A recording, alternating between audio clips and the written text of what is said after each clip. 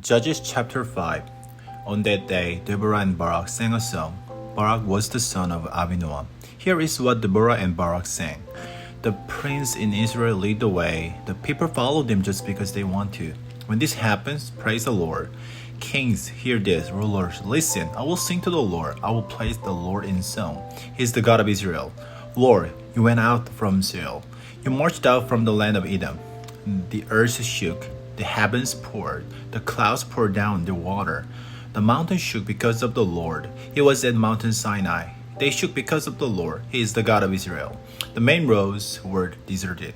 So travelers used the winding paths that happened in the days of Shamgar, the son of Anath. It happened in the days of Jael. Those who live in the villages of Israel would not fight. They held back until I, Deborah, came. I came as a mother in Israel. Word came to the city gate, and God chose new leaders. But no shields of spears were seen anywhere. They were not any among 40,000 men in Israel. My heart is with the prince in Israel. It's with the people who follow them just because they want to. Praise the Lord. Some of you ride on white donkeys. Some of you sit on your saddle blankets. Some of you walk along the road. Think about the voices of the singers at the watering places. They sing about the victories of the Lord. They sing about the victories of his people who live in Israel's villages. The people of the Lord went down to the city gate. Wake up, Deborah. Wake up, they said. Wake up, begin to sing. Barak, get up, son of Abinoam. Capture your prisoners. The nobles who were left came down. The people of the Lord came down to me against the powerful enemy. Some came from the part of Ephraim where some Amalekites lived. Some from Benjamin were with the people who follow Ephraim. Captains came down from Machil. Those who ruled like commanders came down from Zebulun. The princes of Issachar were with Deborah. The men of Issachar were with Barak. They went into the valley under his command. In the territories of Reuben, men looked deeply into their hearts. Why did they stay among the sheep pens? Why did they stay to hear shepherds whistling for the flocks? In the territories of Reuben, men looked deeply into their hearts. Gilead stayed east of the Jordan River. Why did then stay near the ships? The men of Asher remained on the coast of the Mediterranean Sea. They stayed in their safe harbors. The people of Zebulun put their very lives in danger. So did Naphtali on the hillside fields. Kings came and fought. The kings of Canaan fought at Tanakh by the streams of Megiddo. But they didn't carry away any silver. They didn't take anything at all. From the heavens the stars fought. From the sky they fought against Sisera. The Kishon River swept them away. The Kishon is a very old river. My spirit, march on, be strong. The hooves of the horses pounded like thunder. The powerful horses of our enemies gallop away. Let the marrows be cursed, said the angel of the Lord. Let bitter curses fall on each people. They did not come to help the Lord. They did not come to help him against our powerful enemies. May Jael be the most blessed woman of all. May the wife of Hebel the Kenite be blessed. May she be the most blessed woman of all those who live in tents. Sisera asked for water. She gave him milk. In a bowl fit for nobles she brought him buttermilk. Her hand reached out for a tent stake. Her right hand reached for a hammer. She hit Sisera. She crushed his head. She dropped the stake right through his head. He sank down. He fell at her feet. He was lying there. At her feet he sank down. He fell. He fell where he sank down. That's where he died. Sisera's mother looked out through the window. From behind the wooden screen she cried out, "Why is his chariot taking so long to get here?" she said. "Why can't hear the noise of his chariot yet?" Her wise ladies answered her, and here's what she keeps saying to herself. She says they must be finding riches to bring back. They must be dividing them up. Each man is getting a woman or two. They are giving colorful clothes to Sisera. The clothes are very beautiful. He will bring some for me to wear. The man must be finding many things to bring home. Lord, may all your enemies be destroyed. But may all who love you be like the morning sun. May they be like the sun when it shines the brightest. So the land was at peace for 40 years. The Israelites did what was evil in the sight of the Lord. So for 7 years he handed them over to the people of Midian. The Midianites treated the Israelites very badly. That's why they made hiding places for themselves. They hid in holes in the mountains. They also hid in caves and in other safe places. Each year, the people planted their crops.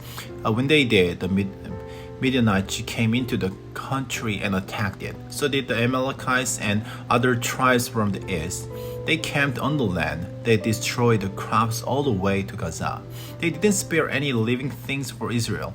They didn't spare sheep or cattle or donkeys. The Midianites came up with their livestock and tents. They came like huge numbers of locusts. It was impossible to count the men and their camels. They came into the land to destroy it. The Midianites made the Israelites very poor, so they cried out to the Lord for help. They cried out to the Lord because of what the Midianites had done. So he sent a prophet to Israel. The prophet said, "The Lord is the God of Israel." He says, "I brought you up out of Egypt. That is the land where you were slaves. I saved you from the power of the Egyptians. I saved you from all those who were treating you badly. I drove out the Canaanites to make room for you. I gave you their land. I said to you, I'm the Lord your God. You are now living in the land of Amorites. Do not worship their gods. But you have not listened to me." The angel of the Lord came. He sat down under an oak tree in Ophrah. The tree belonged to Joash. He was from the family line of Abiezer. Gideon was threshing wheat in a winepress at Ophrah. He was the son of Joash. Gideon was threshing in a winepress to hide the wheat from the Midianites. The angel of the Lord appeared to Gideon. He said, "Mighty warrior, the Lord is with you." "Pardon me, sir," Gideon replied. "You say the Lord is with us. Then why has all this happened to us? Where are all the wonderful things he has done? Our people of long ago told us about them. They said, 'Didn't the Lord bring us out of Egypt?' But now the Lord has deserted us. He has handed us over to Midian." The Lord turned to Gideon. He said to him, "You are strong. Go and save Israel from the power of Midian. I am sending you." "Pardon me, sir," Gideon replied, "but how can I possibly save Israel? My family group is the weakest in the tribe of Manasseh, and I'm the least important member of my family." The Lord answers, "I will be with you, so you will strike down the Midianites. You will leave no one alive." Gideon replied, "If you are pleased with me, give me a special sign. Then I will know that it's really you talking to me. Please don't go away until I come back.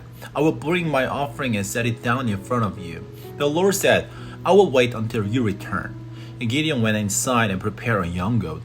From 36 pounds of flour he made bread without using yeast. He put the meat in a basket. In a pot he put some made from the meat. Then he brought all of it and offered it to the Lord under the oak tree.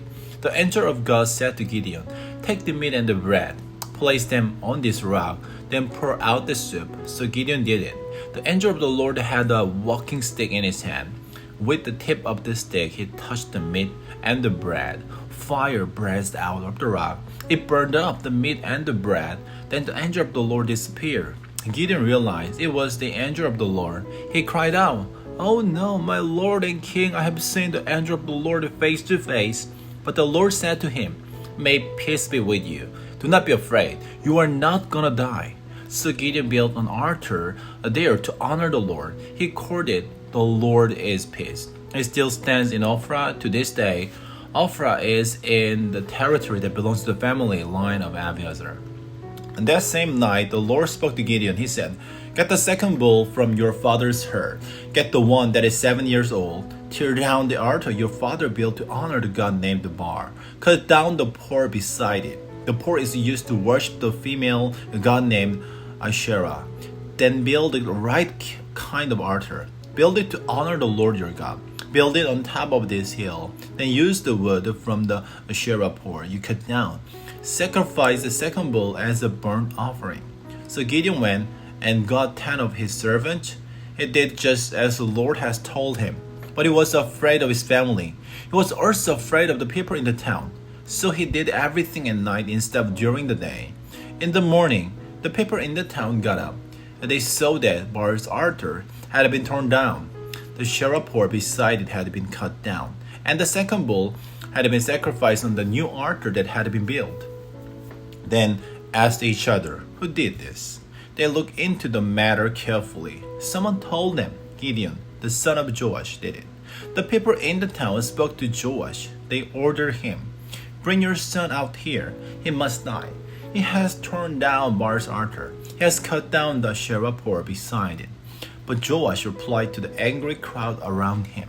He asked, "Are you going to stand up for Baal? Are you trying to save him? Those who stand up for him will be put to death by morning. Is Baal really a god? If he is, he can stand up for himself when someone tears down his heart." That's why they gave Gideon the name Jerubbaal on that day. Gideon had torn down Baal's altar, so they said, "Let Baal take his stand against him." All the Midianites and Amalekites gathered their armies together. Other tribes from the east joined them. All of them went across the Jordan River. They camped in the valley of Jezreel. Then the Spirit of the Lord came on Gideon. So Gideon blew a trumpet to send for the men of Abiezr. He told them to follow him. He sent messengers all through Manasseh's territory and called for the men of Manasseh to fight. He also sent messengers to the men of Asher, Zebulun, and Naphtali. So all those men went up to join the others. Gideon said to God, "You promised you would use me to save Israel. Please do something for me. I will put a piece of wool on the threshing floor. Suppose dew is only the wool tomorrow morning, and suppose the ground all around it is dry. Then I will know that you will use me to save Israel. I will know that your promise will come true." And that's what happened. Gideon got up early the next day. He squeezed the dew out of the wool. The water filled the bowl. Then Gideon said to God, "Don't be angry with me. Let me ask you for just one more thing. Let me use the wool for the one more test. But this time, make the wool dry, and let the ground be covered with dew." So that night God did it. Only the wool was dry. The ground all around it was covered with dew.